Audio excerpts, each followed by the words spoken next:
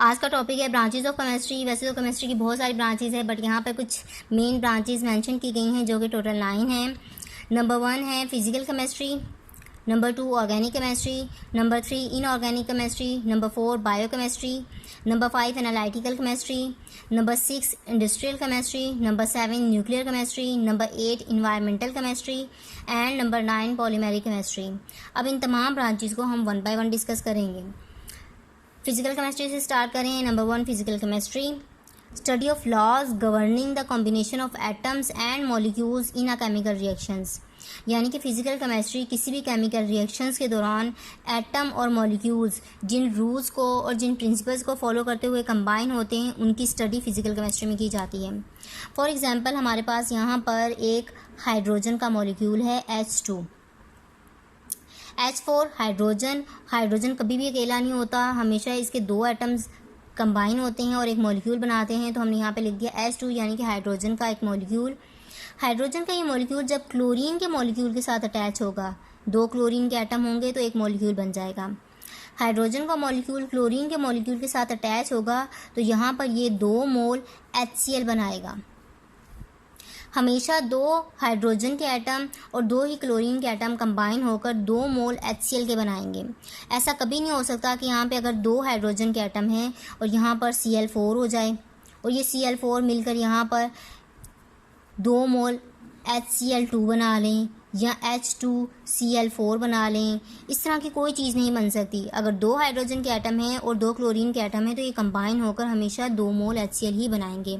ये एक रूल को फॉलो करते हैं, कुछ प्रिंसिपल्स को फॉलो करते हैं। इसी तरह बाकी तमाम एलिमेंट भी जब आपस में एटम और मॉलिक्यूल जब आपस में कंबाइन होते हैं तो वो जिन रूल्स को, जिन प्रिंसिपल्स को फॉलो करते हुए कंबाइन होकर प्रोडक्ट बनाते हैं, उन रूल्स की, उन प्रिंसिपल्स की स्टडी फिजिकल केमिस्ट्री में की जाती है। अब उसके बाद हम सेकंड ब्रांच को डिस्कस करेंगे जो कि है organic chemistry. It is the branch of hydrocarbons and their derivatives. Organic chemistry hydrocarbon के कंपाउंड्स और इन कंपाउंड के मिलने से जो और नए कंपाउंड्स बनते हैं, उनकी स्टडी ऑर्गेनिक केमिस्ट्री में की जाती है। ऑर्गेनिक केमिस्ट्री के अंदर हाइड्रोकार्बन्स के कंपाउंड और हाइड्रोकार्बन के कंपाउंड के मिलने से जो नए दूसरे कंपाउंड्स बनते हैं, उनकी स्टडी ऑर्गेनिक केमिस्ट्री के अंदर की जाती है। यहाँ पर एक वर्ड है हाइड्रोकार्बन्स।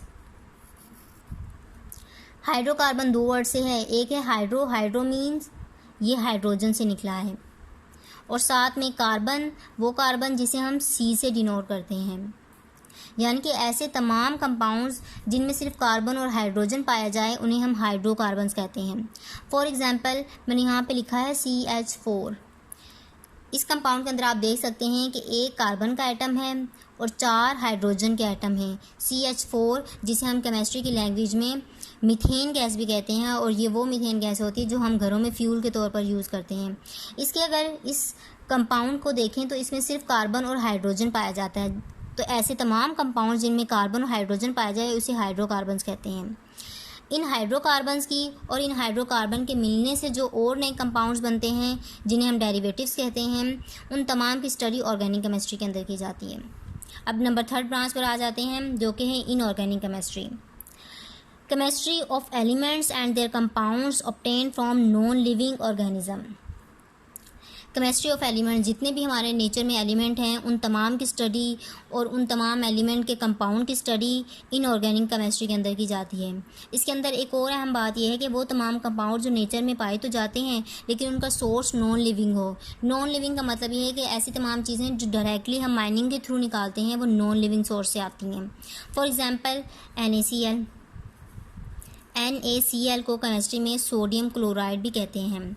ये वो सोडियम क्लोराइड होता है जिसे टेबल सॉल्ट भी कहा जाता है। हमारे घर में खाने में जो नमक यूज़ किया जाता है वो होता है सोडियम क्लोराइड।